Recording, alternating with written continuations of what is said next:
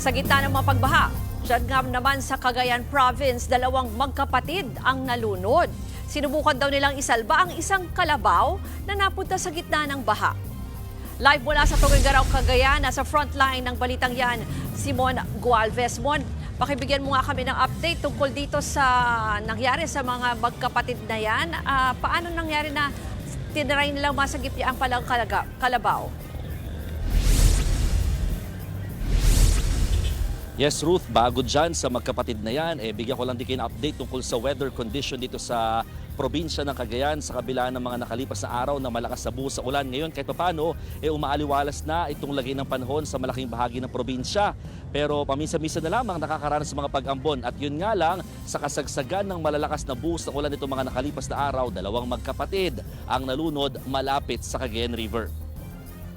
Pinaglalamayan na ngayon sa bayan ng Alcala sa Cagayan ng magkapatid na sina Ferdinand at Juanito Duruin matapos parehong malunod.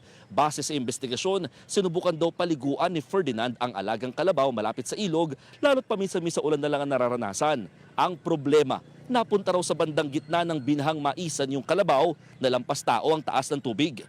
Nang tangkain niya namang sagipin ng hayop, napulupot ang paa niya sa mga dahon ng mais. Ang masaklap, ligtas yung kalabaw pero tuluyang nalunod ang may-ari nito.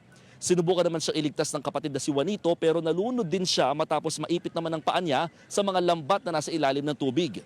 Sabi ng Cagayan Provincial Government, hindi na ito may tuturing na typhoon-related casualty dahil nangyari raw ang insidente paglabas ng Philippine Area of Responsibility ng Bagyong Krising.